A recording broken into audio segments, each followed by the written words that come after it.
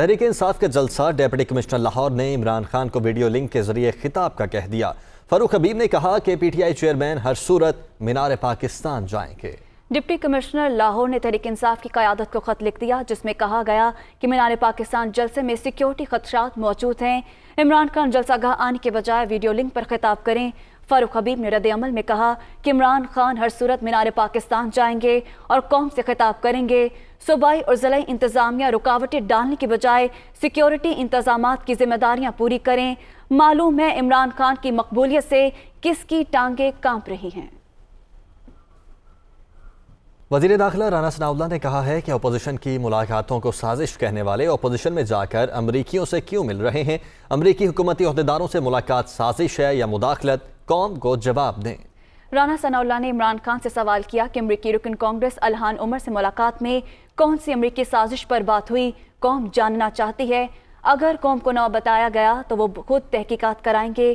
قوم کو سچائی کا پتہ چلنا چاہیے۔ جلسوں میں ایبسلیوٹلی نوٹ کے نعروں سے قوم کو بھڑکانے والوں نے امریکیوں سے ملاقات کے لیے ایبسلیوٹلی یس کیوں کہا؟ قوم کو امریکہ کے خلاف بھڑکانے والے آج امریکیوں سے ہنس ہنس کر باتیں کر رہے ہیں۔ وزیر اعظم نے طارق فاطمی کو معاون خصوصی مقرر کر دیا ہے۔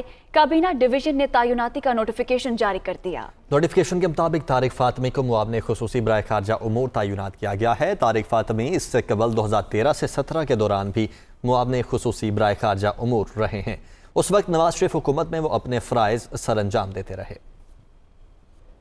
حماد اظہر نے کہا ہے کہ مفتاح اسماعیل عوام کو گمراہ نہ کریں۔ سابق لیگی دور میں بدل خسارہ 6.6، ہمارے دور میں 6.3% رہا۔ اگر پیٹرول پر سبسڈی کے لیے 150 ارب نہیں مل رہے تو حکومت چھوڑ دیں۔ عدم اعتماد تحریک سے اب تک 25% زر مبادلہ ذخائر سسٹم سے نکل چکے۔ حکومت کے پاس کوئی پلان نہیں۔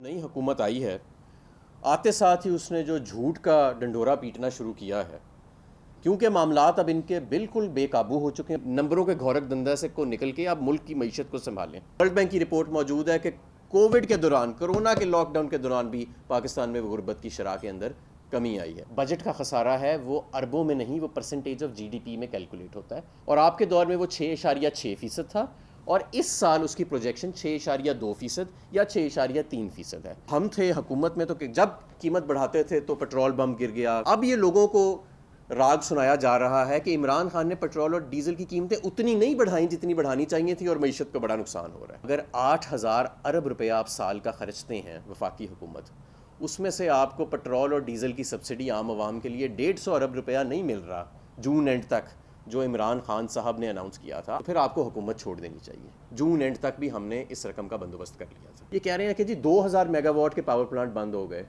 اور بھائی میرے آپ کے ملک میں 40,000 میگا واٹ کے پلانٹ لگے ہوئے ہیں، اور ہر پلانٹ کو کم سے کم سال میں 2 مہینے مینٹیننس پہ جانا پڑتا ہے، اور یہ گورنمنٹ کے پلانٹ نہیں ہیں، یہ پلانٹ پرائیویٹ سیکٹر میں لگے ہوئے ہیں۔ جب یہ vote of no confidence stable ہوا ہے تب سے لے کے پاکستان کے زر مبادلہ کے ذخائر 25% کم ہو چکے ہیں۔ ابھی تک ان کے پاس کوئی پلان نہیں ہے اس کو بچانے کے لیے۔ کراچی کے بجلی صارفین کے لیے بری خبر کہ الیکٹرک نے بجلی 5 روپے 27 پیسے فی یونٹ مہنگی کرنے کی درخواست دائر کر دی، جبکہ نیپرا سماعت کے بعد فیصلہ کرے گا کہ الیکٹرک نے مارچ کی ماہانہ فیول ایڈجسٹمنٹ قیمت میں درخواست دائر کی ہے، جس میں بجلی 5 روپے 27 پیسے فی یونٹ مہنگی کرنے کی درخواست کی گئی ہے۔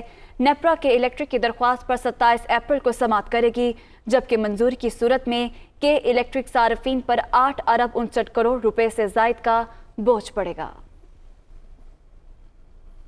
وزیر اعلیٰ سندھ نے میہڑ میں آتش زدگی سے متاثرہ گاؤں کا دورہ کیا۔ 5 جاں بحق افراد کے ورثاء کو 5 لاکھ روپے فی کس امداد دینے کا اعلان کر دیا ہے۔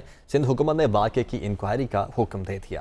وزیر اعلیٰ سندھ مراد علی شاہ آتش زدگی سے متاثرہ گاؤں فیض محمد چانڈیو پہنچے اور متاثرین سے تعزیت کی۔ وزیر اعلیٰ سندھ نے جاں بحق افراد کے ورثاء کو 5 لاکھ روپے امداد دینے اور متاثرہ گھر تعمیر کرانے کا اعلان کیا۔ مراد علی شاہ نے میڈیا سے گفتگو کرتے ہوئے کہا کہ متاثرین کے نقصانات کا ازالہ کیا جائے گا۔ سندھ حکومت نے واقعے کی تحقیقات کا حکم دے دیا۔ سیکرٹری داخلہ کو انکوائری آفیسر مقرر کر دیا گیا۔ وفاقی وزیر صحت عبدالقادر پٹیل نے پیمز ہاسپٹل کا اچانک دورہ کیا۔ وزیر صحت نے ہاسپٹل میں مریضوں کو دی جانے والی سہولیات کا جائزہ لیا۔ اس موقع پر وفاقی وزیر صحت عبدالقادر پٹیل نے ہاسپٹل انتظامیہ کو ہدایت کی کہ مریضوں کو بہترین طبی سہولیات کی فراہمی کو یقینی بنائے۔ تمام ڈاکٹرز اور پیرامیڈیکل سٹاف محنت، لگن اور جذبے سے کام کرے۔ मौजूदा हुकूमत समाजी शोबे और आवाम की बेहतरी के लिए भरपूर इक़दामात को यकीनी बनाए।